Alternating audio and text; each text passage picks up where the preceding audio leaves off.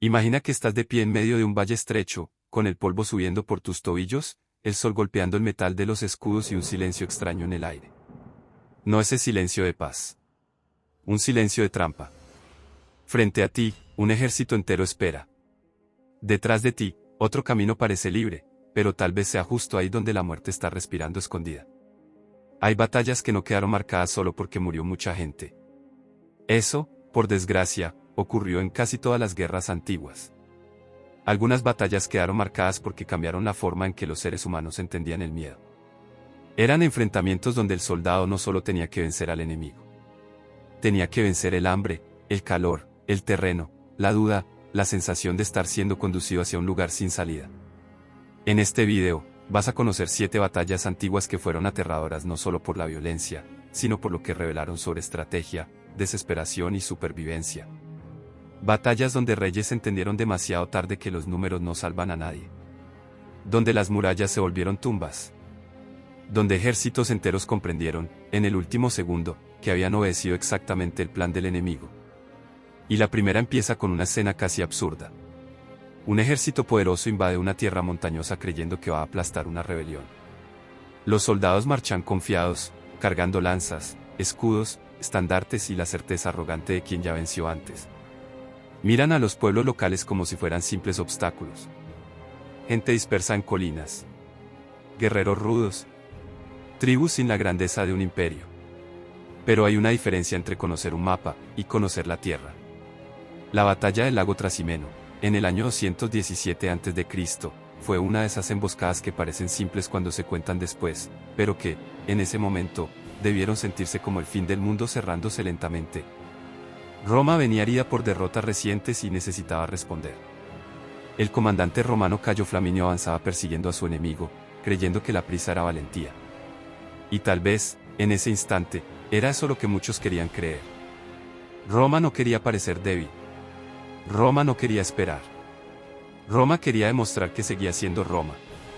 El problema es que el enemigo lo sabía. El terreno cerca del lago Trasimeno era perfecto para una trampa. De un lado, el agua. Del otro, colinas cubiertas de niebla y vegetación. Entre ambos, un paso estrecho, largo, casi como un corredor hecho por la naturaleza. Si hubieras estado allí aquella mañana, quizá no habrías visto nada especial. Solo la bruma flotando sobre el lago. El olor húmedo de la tierra. El sonido apagado de las sandalias y corazas romanas avanzando. Pero en las laderas, escondidos, miles de hombres ya esperaban. Y esta es la parte más aterradora: los romanos no entraron en una batalla. Entraron dentro de una boca. La columna romana se estiró por el paso. Los primeros soldados ya estaban avanzados. Los últimos todavía venían detrás. Y cuando todo el ejército estuvo en el punto exacto, cuando ya era tarde para retroceder, tarde para organizar las líneas, tarde para entender el diseño completo, comenzó el ataque. Imagina el primer grito bajando desde la colina. Luego otro. Luego cientos. De pronto, la niebla deja de ser paisaje y se convierte en pesadilla. Hombres descienden corriendo por las laderas. La caballería aparece donde no debería haber nada. Lanzas surgen desde los lados. Piedras, flechas, cuchillas. El lago impide la vida por un lado.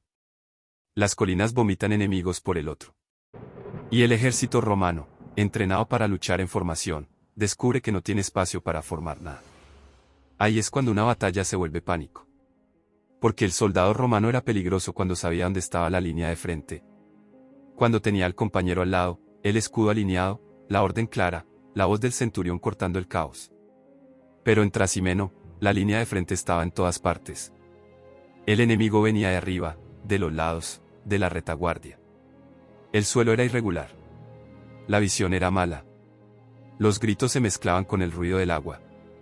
Muchos soldados ni siquiera sabían si debían atacar, correr o intentar proteger al hombre de al lado. Y cuando una tropa disciplinada pierde la noción de dirección, el miedo entra por las grietas. Algunos intentaron huir hacia el lago. Pero una armadura no combina con la desesperación dentro del agua.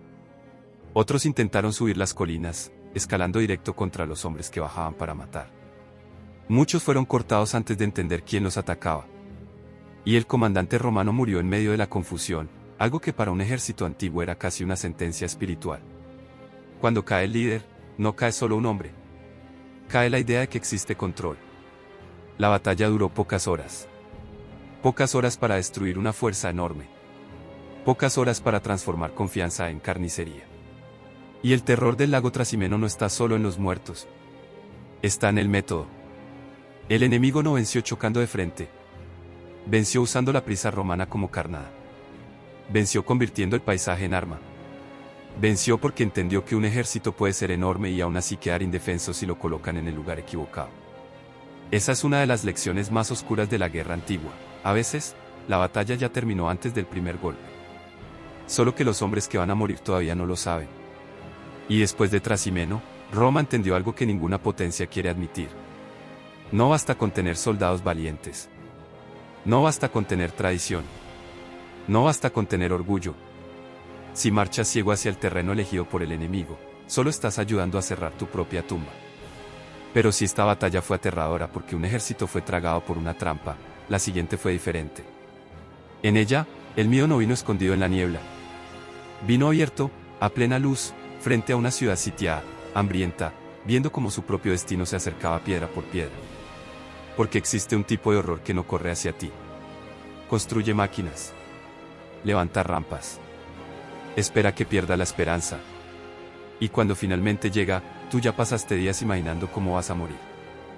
El asedio de una ciudad antigua no comenzaba cuando el primer soldado tocaba la muralla. Comenzaba antes, cuando alguien dentro despertaba de madrugada y notaba que el sonido afuera había cambiado. No era solo un campamento enemigo. Era madera siendo arrastrada. Piedra siendo apilada. Herramientas golpeando la tierra. Era el sonido de una sentencia siendo construida. La batalla por Tiro, en el año 332 a.C., fue una de las escenas más aterradoras de la antigüedad porque puso a una ciudad que se creía intocable frente a un hombre que parecía incapaz de aceptar la palabra imposible. Tiro no estaba simplemente protegida por muros. Estaba en una isla.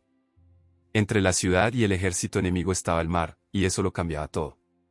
Para cualquier comandante común, aquello era un problema sin solución. Podías amenazar, cercar la costa, cortar el comercio, gritar promesas de destrucción, pero si no lograbas llegar hasta la isla, Tiro seguía respirando. Y los tirios lo sabían. Miraban desde las murallas y veían al enemigo en el continente. Del otro lado, veían agua. Agua profunda. Agua peligrosa. Agua suficiente para transformar una ciudad en una fortaleza viva. Tal vez algunos incluso se reían. Tal vez señalaban a los soldados en la playa y pensaban, pueden quedarse ahí todo el tiempo que quieran. Pero del otro lado estaba Alejandro.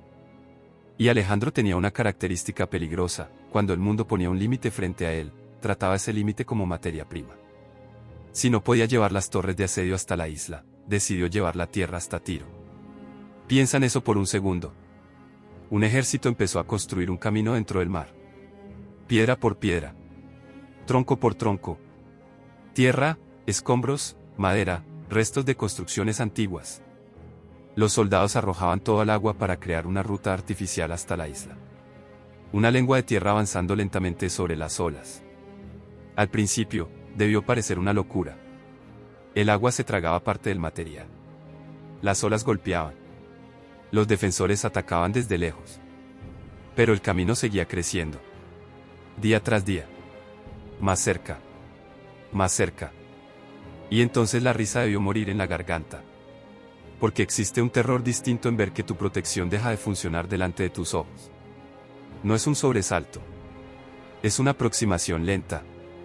Cada mañana, los habitantes subían a las murallas y notaban que el enemigo estaba algunos metros más cerca. Cada noche, oían martillos y órdenes cruzando el viento. La ciudad dormía sabiendo que, mientras sus ojos se cerraban, el camino de la destrucción seguía avanzando. Los tirios reaccionaron con inteligencia.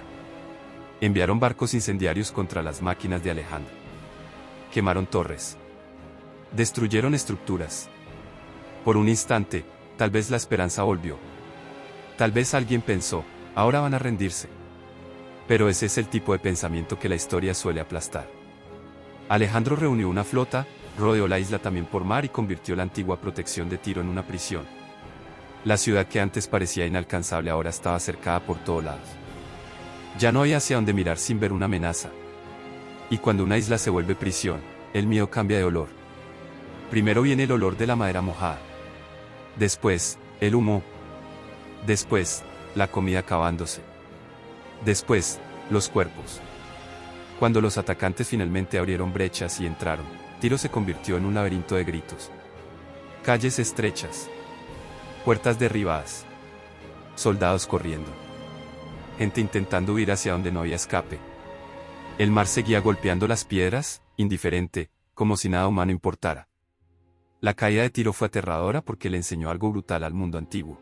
Ninguna defensa es absoluta cuando el enemigo tiene suficiente tiempo, obsesión y recursos. Ni muralla. Ni isla. Ni mar. Lo que parecía imposible podía caer. Y para todas las ciudades que oyeron la noticia después, el mensaje fue simple y horrible. Si hasta Tiro cayó, ¿quién está realmente a salvo? Pero existe una batalla aún más sofocante que ver una ciudad ser alcanzada por el enemigo. Es aquella en la que no estás detrás de murallas. Estás en campo abierto. Tienes soldados. Tienes valentía. Tienes disciplina. Tienes incluso orgullo. Pero, poco a poco, descubres que tu propio tamaño se volvió una trampa. Ocurrió en un lugar de sol pesado, polvo seco y hombres apretados dentro de una formación que parecía fuerte, hasta que el enemigo demostró que ninguna fuerza sirve cuando no puedes tocarlo. La batalla de Carras, en el año 53 a.C., empezó con un hambre que Roma conocía muy bien, el hambre de gloria. Marco Licinio Craso era uno de los hombres más ricos del mundo romano. Tenía dinero, influencia y poder político. Pero le faltaba algo que, para un romano ambicioso, valía más que el oro, una victoria militar capaz de hacer temblar su nombre en la boca de la gente. Quería volver como conquistador. Pero el desierto no respeta la vanidad. Craso llevó sus legiones contra el imperio parto creyendo que la disciplina lo resolvería todo. Los soldados marchaban con escudos, lanzas, armaduras y estandartes. Eran hombres entrenados para soportar dolor, mantener la formación y obedecer incluso cuando el suelo parecía abrirse. Contra un enemigo común, eso era aterrador. Pero los partos no querían pelear como enemigos comunes. No querían tocar a los romanos. Querían destruir Roma sin dejar que Roma respondiera. Su arma principal era la caballería arquera. Hombres montados en caballos rápidos, disparando arcos compuestos en movimiento, retrocediendo, volviendo, rodeando, desapareciendo en el polvo y reapareciendo del otro lado. Para un legionario acostumbrado a empujar al enemigo con el escudo y rematar de cerca con la espada, aquello era enloquecedor. Ves al enemigo, pero no lo alcanzas. Avanzas. Él retrocede. Te detienes. Él dispara. La muerte viene volando, pero nunca se acerca lo suficiente para que puedas tocarla. Los romanos formaron un gran cuadrado defensivo. Escudos hacia afuera. Hombres protegiendo a otros hombres. Una fortaleza viva en medio de la llanura. Desde lejos, parecía inteligente. Pero una fortaleza quieta bajo el sol también siente sed. También suda. También se cansa. También empieza a temblar cuando las flechas no paran. Y las flechas no paraban. Golpeaban los escudos con un sonido seco. Entraban por las grietas. Atravesaban brazos. Se clavaban en piernas. Cortaban rostros. Un soldado levantaba el escudo para protegerse la cabeza y sentía que le perforaban el muslo. Otro protegía el pecho y veía caer a su compañero sujetándose el cuello. El cielo parecía tener dientes. Al principio, los romanos esperaron. La lógica era simple, ningún arquero dispara para siempre. En algún momento las flechas se acaban. En algún momento tendrán que acercarse. En algún momento Roma convertirá aquello en una batalla de verdad. Entonces vieron los camellos. Filas de camellos llegaban detrás de las líneas partas cargados con flechas nuevas. Más munición. Más muerte. Más tiempo. En ese instante, la esperanza romana debió hacer un ruido por dentro. Un crujido pequeño. Casi silencioso. Porque su plan era resistir hasta que el enemigo se cansara. Y el enemigo se había preparado para no cansarse. Craso intentó reaccionar. Envió una fuerza al avance, comandada por su hijo, Publio. Era un intento de romper el círculo y obligar a los partos a pelear de cerca. Durante unos minutos, quizá pareció que iba a funcionar. La caballería parta retrocedió. Los romanos persiguieron. El polvo se levantó. Pero aquello no era una huida. Era carnada. Publio y sus hombres fueron arrastrados lejos del ejército principal. Cuando se dieron cuenta, ya estaban aislados. Jinetes aparecieron por los lados. Las flechas empezaron a caer otra vez.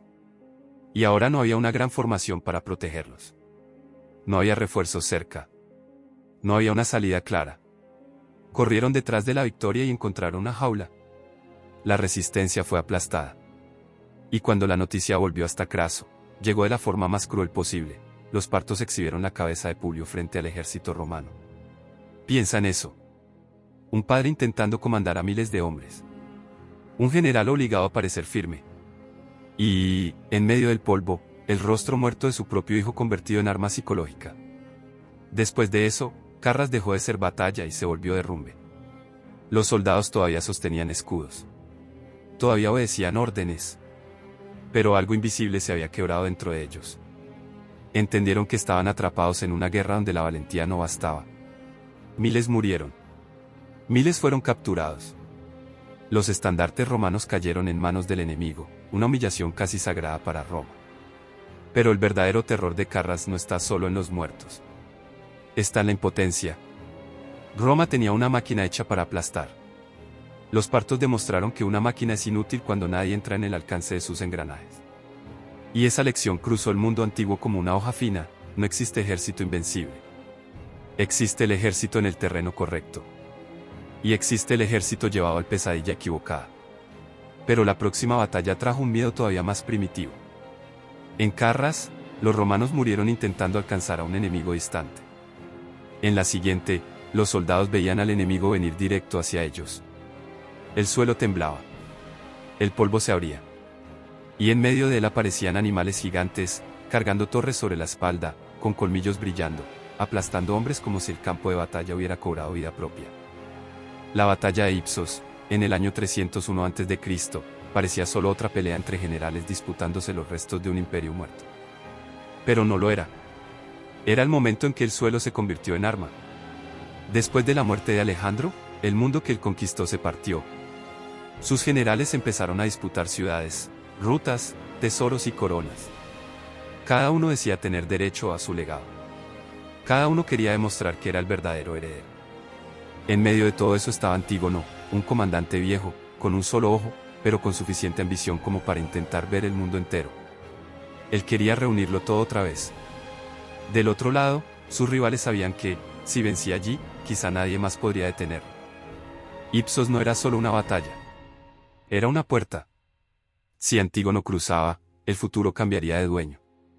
Al principio, su hijo Demetrio atacó con la caballería e hizo lo que muchos comandantes hacen cuando sienten olor a victoria: avanzó. Avanzó con fuerza. Avanzó rápido. Avanzó demasiado. Persiguió a parte del enemigo lejos del centro de la batalla. Por un instante, aquello parecía brillante. Caballos corriendo, polvo subiendo, hombres huyendo. Pero aquello era la trampa. El enemigo no necesitaba derrotar a Demetrio. Solo necesitaba impedir que volviera. Y ahí entraron los elefantes. Cientos de ellos fueron colocados entre la caballería de Demetrio y el ejército de Antígono. No era una muralla de piedra. Era una muralla viva. Animales gigantes, con colmillos, trompas, torres sobre la espalda y hombres armados allá arriba. Imagina que estás montado en un caballo de guerra, intentando volver para salvar a tu propio ejército, y de pronto el animal se detiene. Siente el olor. Oye el rugido. Ve una criatura más grande que cualquier cosa que pueda entender. Tiras de la rienda. Gritas. Aprietas las piernas. Pero la valentía humana no domina el pánico animal. Demetrio quería volver. Los caballos no querían pasar. Mientras tanto, el centro de Antígono empezaba a ceder. Esa es la crueldad de Ipsos. La derrota llegó como separación. Un corte entre padre e hijo. Entre plan y realidad. Entre la esperanza de refuerzo y una pared viva bloqueando el camino. Antígono permaneció en el campo esperando. Tal vez miraba hacia el polvo buscando a Demetrio. Pero Demetrio no volvía. Los elefantes bloqueaban. La presión aumentaba. Cuando Antígono cayó, murió también el último gran intento de reunir el imperio de Alejandro en una sola mano. El sueño se derrumbó allí, entre lanzas, polvo y animales usados como puertas vivas del destino. Ipsos fue aterradora porque mostró que una batalla puede ganarse sin destruirlo todo. A veces, basta con separar la pieza correcta en el momento correcto. Basta con impedir que llegue la ayuda. Pero la siguiente batalla fue todavía más sombría. Porque no bloqueó ningún camino. Ofreció un camino. Un camino estrecho. Húmedo. Cubierto de árboles. Y dejó entrar a un ejército entero. La selva de Teutoburgo, en el año 9 después de Cristo, fue una de las mayores heridas de la historia romana. 3 legiones marchaban por Germania bajo el mando de Publio Quintilio Varo. Para Roma, aquella región era difícil, fría, llena de pueblos resistentes. Los romanos creían que estaban llevando orden, caminos, tributos, leyes, presencia militar. El paquete completo del imperio. Pero había un hombre cerca de ellos que entendía los dos mundos, Arminio.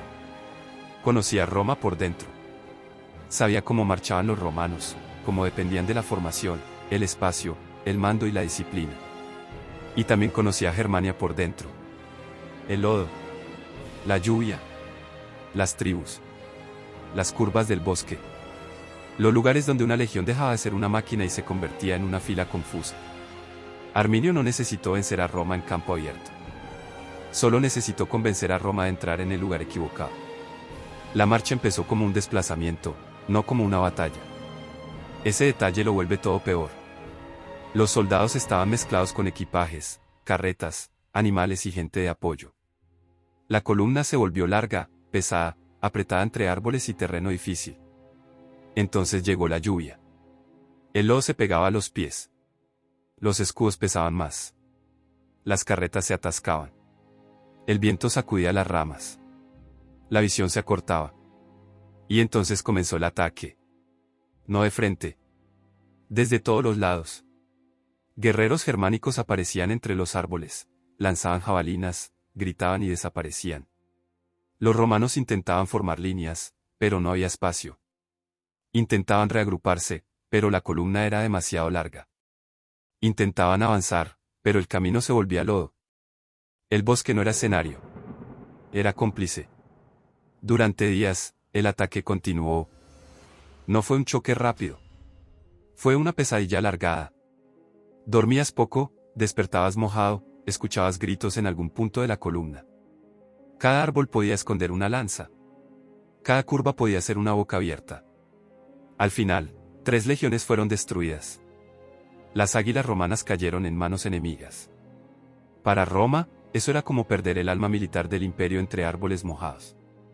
Teutoburgo fue aterradora porque mostró que incluso el mayor imperio puede quedar ciego fuera de su propio mundo. Roma dominaba caminos, ciudades, campos abiertos y asedios. Pero en aquel bosque, sus mejores cualidades se volvieron peso. Y cuando la noticia llegó a Roma, no fue solo duelo. Fue pavor. Porque si 3 legiones podían desaparecer entre árboles, tal vez el imperio no era tan eterno como parecía. Pero la próxima batalla no ocurriría en un bosque. Ocurriría frente a una ciudad. Y el terror estaría en lo alto de las murallas, cuando miles de personas miraran hacia afuera y entendieran que el enemigo no quería solo vencer. Quería borrar un mundo entero. La batalla por Cartago, en el año 146 a.C., no fue solo el final de una ciudad. Fue el final de una amenaza que Roma ya no quería ver respirando. Durante generaciones, Cartago había sido la gran pesadilla romana. Una potencia marítima rica, orgullosa, acostumbrada a negociar con oro, barcos y sangre. Incluso después de perder guerras anteriores, incluso después de ser humillada, multada y limitada, Cartago seguía allí. Más pequeña, sí. Herida, sí. Pero viva. Y para Roma, eso era insoportable. Porque algunas ciudades no necesitan estar atacando para causar miedo. Basta con que existan. Cuando comenzó la Tercera Guerra Púnica, Cartago ya no era el monstruo de antes. No tenía el mismo imperio comercial. No tenía la misma libertad militar. No tenía el mismo poder naval. Pero tenía memoria. Y la memoria, para Roma, era demasiado peligrosa.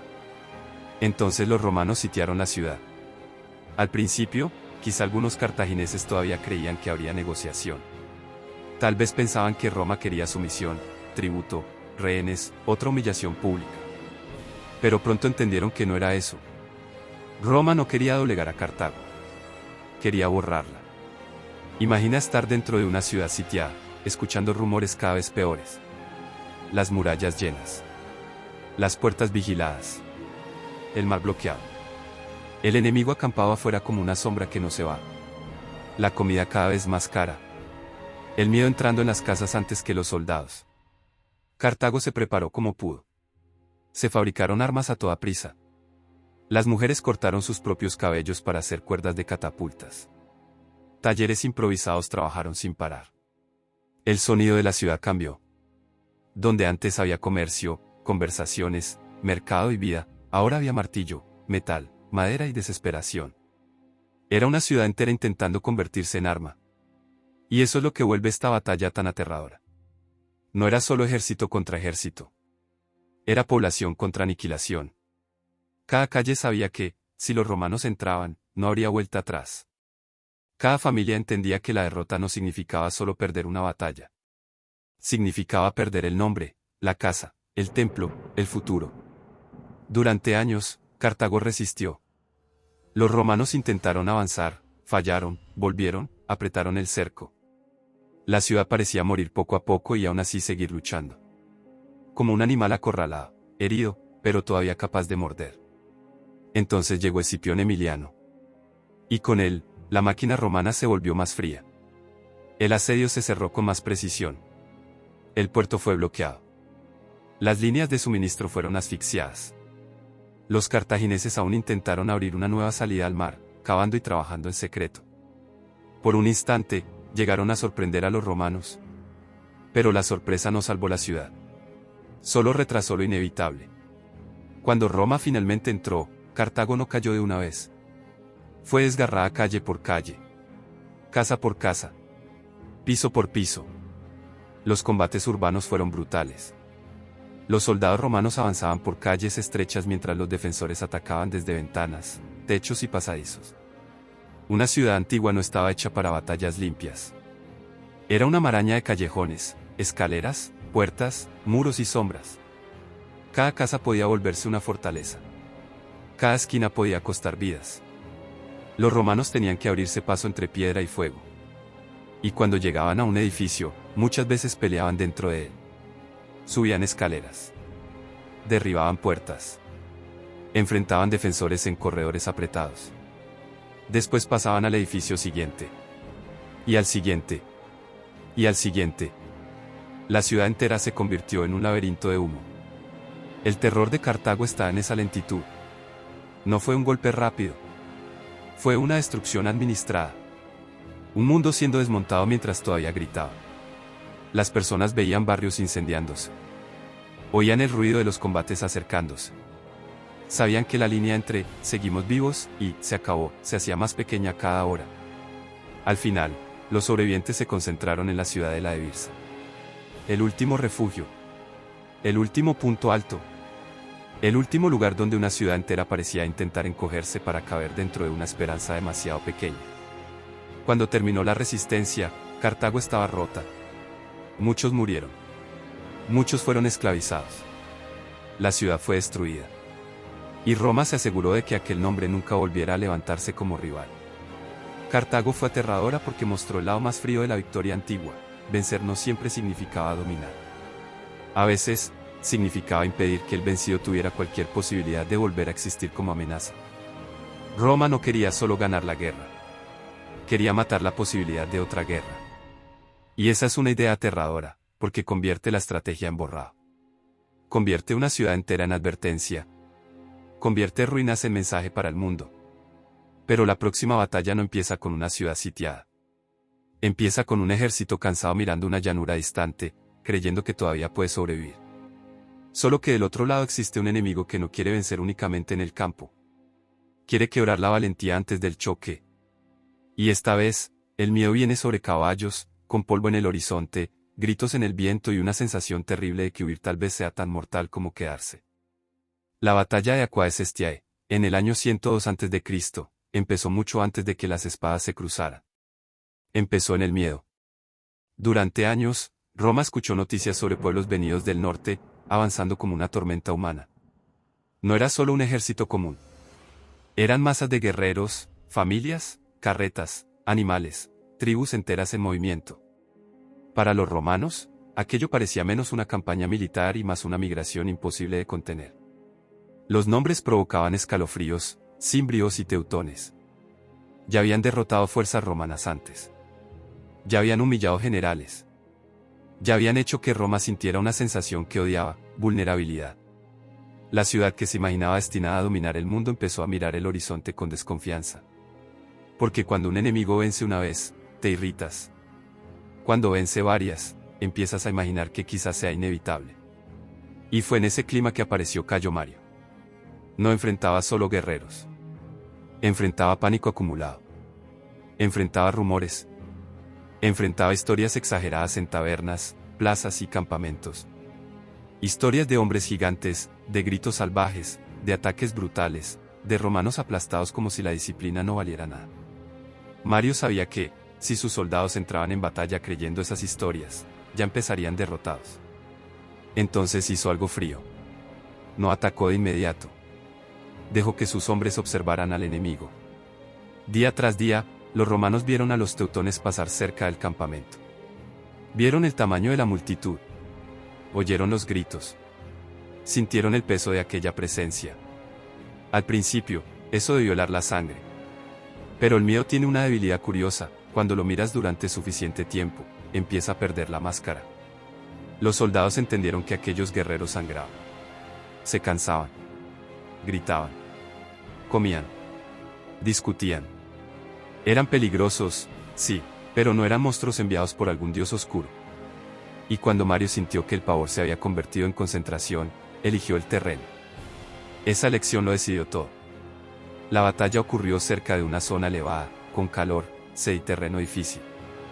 Los teutones venían cansados, irritados, buscando el choque directo. Confiaban en el impacto, en la fuerza, en la masa. Querían quebrar a los romanos con el peso de la primera colisión. Pero Mario no quería una pelea de fuerza bruta. Quería hacer que el enemigo subiera, gastara aire, perdiera orden, perdiera ritmo. Imagina la escena. El sol quemando. El polvo pegándose al sudor. Un ejército enorme avanzando cuesta arriba, gritando para asustar, golpeando armas, intentando convertir el ruido en victoria. Del otro lado, los romanos esperaban. Quietos. Firmes. Casi silenciosos. Ese silencio debió ser peor que una provocación. Cuando llegó el choque, no fue contra una línea aterrada.